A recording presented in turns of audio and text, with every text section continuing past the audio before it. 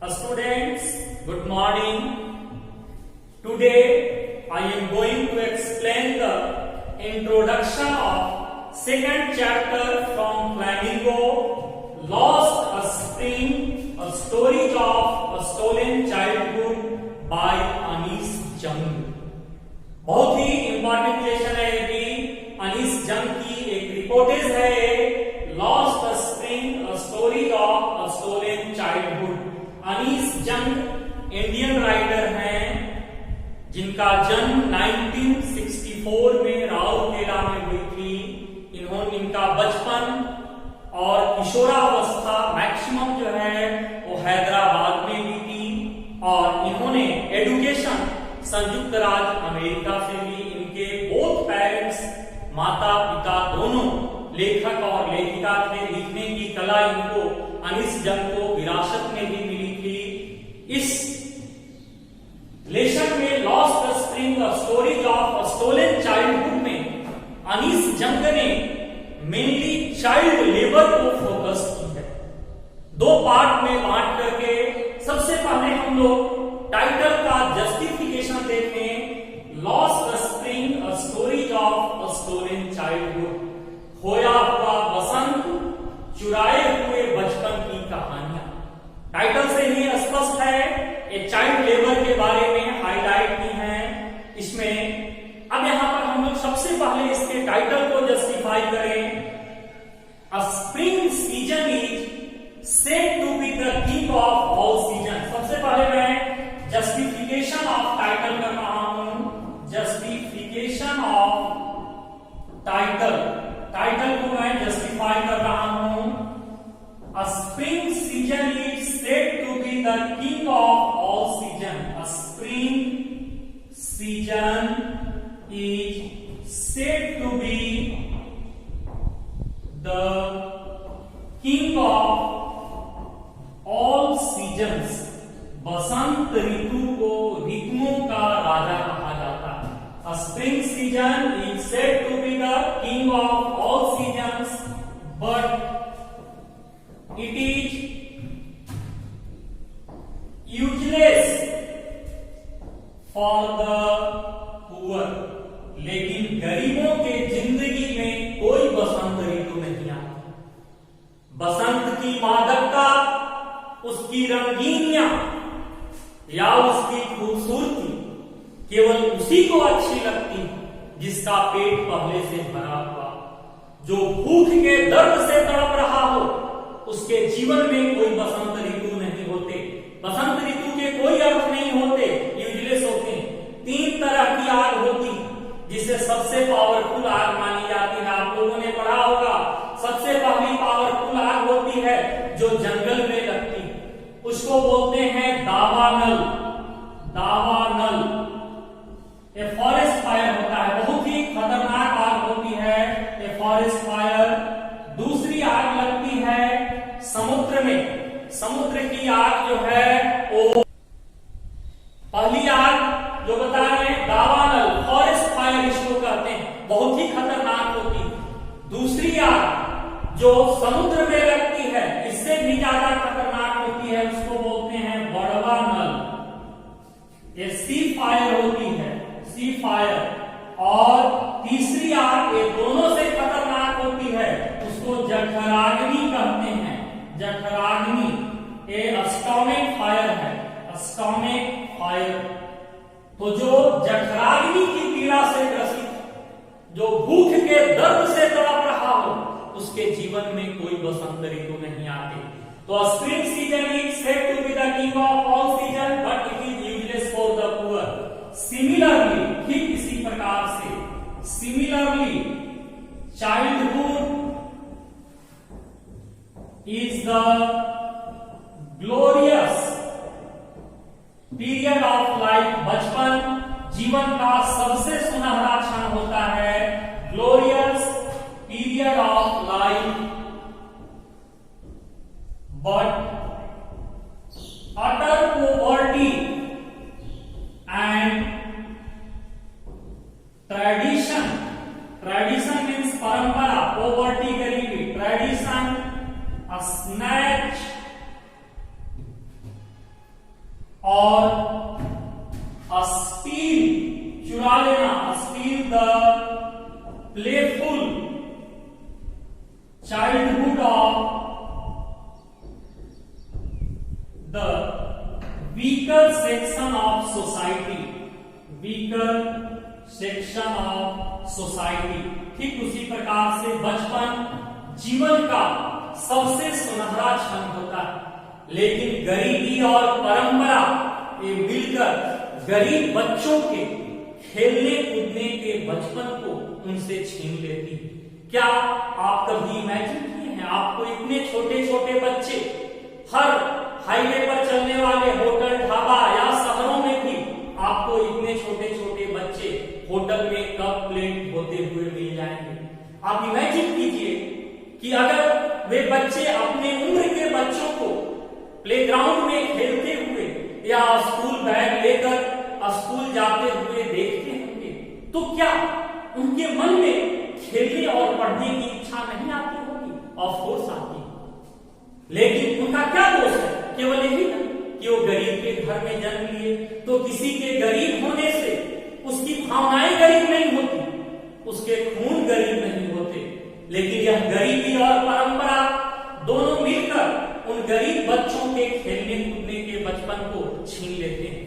जब उनके पढ़ने की उम्र होती है, खेलने की उम्र होती है, तब तक वो होटल में या दूसरे खतरनाक उद्योगों में काम पर लग जाते हैं।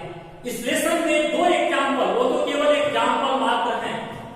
Section of society, Saheb and Mukesh, Saheb and Mukesh. इस लेसन में ये दोनों बच्चों को हम लोग देखेंगे कि कैसे उनके बचपन को गरीबी छीनती है। Saheb and Mukesh are its living example, इसके जीते जागते उदाहरण, example. So the title of the story, title lost a spring, a story of a stolen childhood is quite apt means appropriate, logical तर्क संगत and justified means न्यायोचित। हम लोग इसके टाइटल को, ये साहेब और मुकेश, इस लेसन में दोनों से हम लोगों का सामना होगा। तो साहेब और मुकेश तो केवल उदाहरण मात्र है। हमारे समाज में लाखों करोड़ों की संख्या में साहेब और मुकेश हैं, जिनके खेलने कूदने के बचपन को उनकी गरीबी उनसे छीन लेती। तो हम लोगों ने सबसे पहले टाइटल को जस्टिफाई किया कि इस टाइटल जो है lost spring the story of stolen childhood. तो फिर से एक बार देखिए, spring season is said to be the king of all seasons. बसंत ऋतु को हम ऋतुओं का राजा कहते हैं, but it is useless for the poor.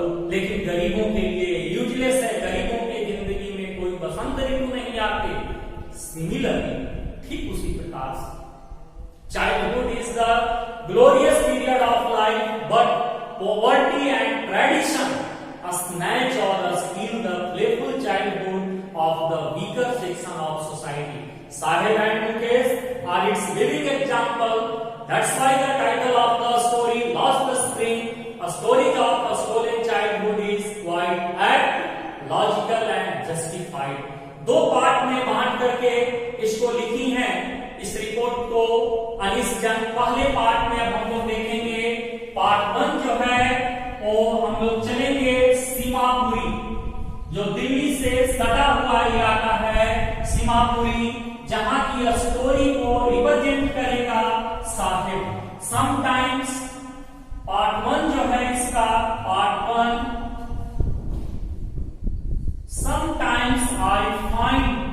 sometimes I find a rupee note in garbage।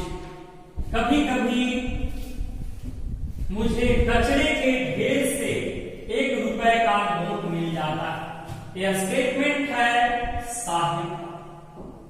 अब अब देखें साहिब कौन है। पहले पार्ट में रैग पिकर्स की स्टोरी का वर्णन की है अनीस जंग ने। सबसे पहले देखें कि साहिब कौन है। Sahib he is a young rag picker, कचरा बीनने वाला young rag picker who lives at Simapuri. He has come from Dhaka in Bangladesh.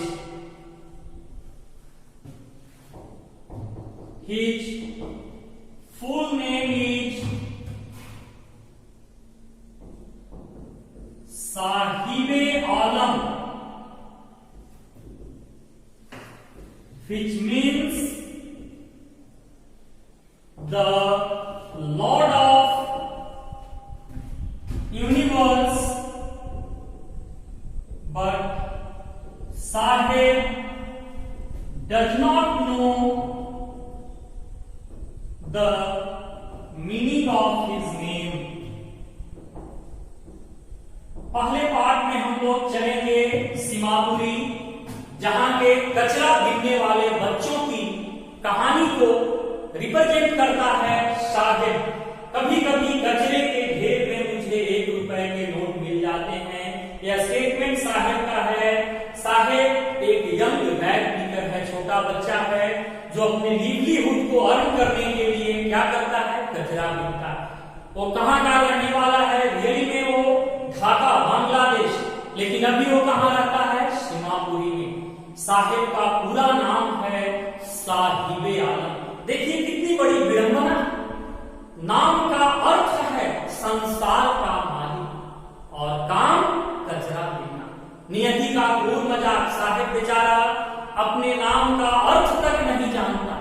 अगर उसे पता भी होता ना कि उसके नाम का अर्थ होता है संसार का मालिक, तो साहिब को अपने नाम पर भी विश्वास नहीं होता। जहां पहले पार्ट में हम लोग देखेंगे अनीस जंग की साहिब से कहां पर मुलाकात होती है, किस तरह से वहां पर कचरा बीनने वाले बच्चों की जो स्थिति है, क्या वे बच्चे स्कूल जाना चाहते हैं या नहीं। सीमापुरी के तकदीर पर लेखिका की एक कमेंट है। Seemapuri is a place on periphery of Delhi 8 miles away from it metaphorically. सीमाएं दिल्ली है और यहाँ पर सीमापुरी दिल्ली के पास होकर भी दिल्ली से 200 दूर है। लेखिका लिखती है कि दिल्ली के लोग को हर सुख सुविधाएं हैं, लेकिन उसी के पड़ोस में रहने वाला सीमापुरी हर प्रकार के सुख सुविधाओं से वंचित है। ये सीमापुरी के तकदीर पर लेखिका की कमेंट है कि सीमापुरी दिल्ली के पास होकर भी दिल्ली से 200 दूर है। जैसे अगर हम कहें, देखिए कि 2 फूल संग खिले थे, किस्मत जुदा जुदा है। एक से बना है सेहरा तो एक कब्र पर चढ़ा। 2 फूल एक ही डाल में खिले, एक ही माली ने उनको सींचा, एक ही माली ने तोड़कर दुकान पर बेच दिया। लेकिन दोनों की तकदीर में अंतर देखिए कि एक को उठाकर वो किसी का सेहरा बना, तो दूसरे को उठाकर के जो है वो कब्र पर चढ़ा दिया गया। सीमापुरी के तकदीर पर लेखिका की कमेंट हम लोग देखेंगे कि लेखिका सीमापुरी क्यों गई, किन किन चीजों को वहां पर देखती। लेखिका कहती है कि सर्वाइवल इन Seemapuri means rag picking. Seemapuri में अगर जीना है तो कचरा बीनना है। वो माइग्रेट होकर आए हैं ढाका बांग्लादेश से, उनके पास अपनी कोई जमीन नहीं जहां वो खेती कर सके, कोई उनके पास आइडेंटिटी नहीं है, बैंक उनको लोन दे नहीं सकती। उनके जीवित रहने का एकमात्र अगर कोई जरिया है तो that is the rag picking. Garbage to them is gold, कचरा ही उनके लिए सोना है। फिर हम लोग देखेंगे कि कैसे साहेब पहले कचरा बीनता था, चाय की दुकान पर नौकरी करके वो खुश है या नहीं। तो ये सारी चीजों को हम लोग पहले पार्ट में देखेंगे, जिस कहानी को रिप्रेजेंट करेगा साहिब। दूसरे पार्ट में हम लोग देखेंगे पार्ट 2 में हम लोग चलेंगे सेकंड फिरोजाबाद वह शहर जो अपनी चूड़ियों के लिए विख्यात है। I want to drive a car, I want to drive a car, यह स्टेटमेंट है मुकेश का। अब यहां पर देखिए हम लोग, मुकेश कौन है, उसका क्या ड्रीम है, क्या मुकेश अपने सपने को पूरा कर पाएगा या नहीं। तो देखिए मुकेश जो है, मुकेश ही is an upward looking boy, अग्रसोची, आगे की ओर सोचने वाला, upward looking boy who belongs to the family of a bangle maker in Firozabad, जिसका पूरा परिवार चूड़ीहारा है, वो चूड़ी बनाने में शामिल है।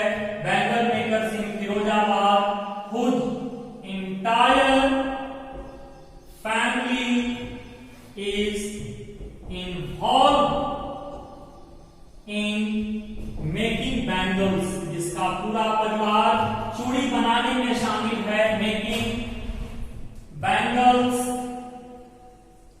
but Mukesh wants to become a motor mechanic, वो बनना चाहता है motor mechanic. He wants to drive a car, वो कार चलाना चाहता है। तो सेकंड पार्ट में हम लोग चलेंगे फिरोजाबाद। आप लोगों ने उत्तर प्रदेश का शहर है फिरोजाबाद सुना होगा, जो कांच की चूड़ियों के लिए विख्यात है। हर कांच के चूड़ी के डब्बे पर देखोगे लिखा हुआ रहता है मेड इन फिरोजाबाद। अनीस जंग कहती है कि Firozabad is famous for its bangles which are considered as an Indian women's सुहाग, looks very pretty and colorful, but the life of the bangle makers are just contrast to them।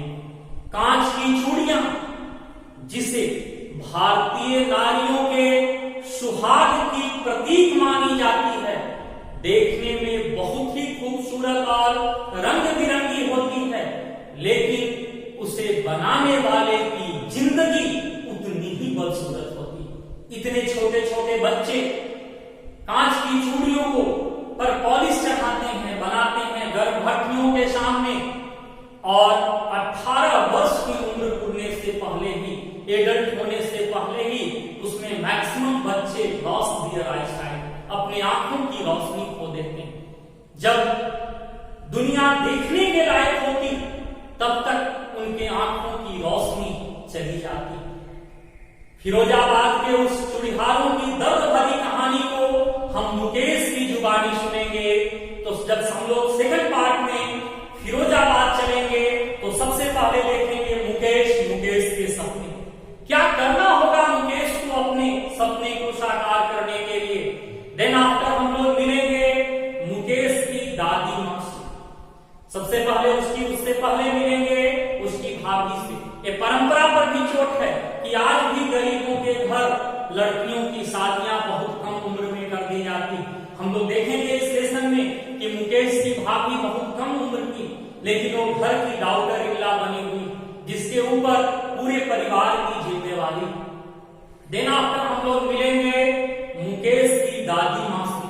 Mukesh की दादी मां देख चुकी कि उसके पति कांच की चूड़ियों से उड़ने वाले डस्ट से अंधे हो चुके हैं, फिर भी वो बोलती है इट इज हिज कर्म डेस्टिनी, कि यही उसकी तकदीर है, यही उसकी कर्म है कि भगवान ने चूड़ीहारा के घर जन्म दिया तो चूड़ियां बनानी हो। हालांकि हम लोग मुकेश की दादी मां की इस बात से सहमत नहीं हो सकते।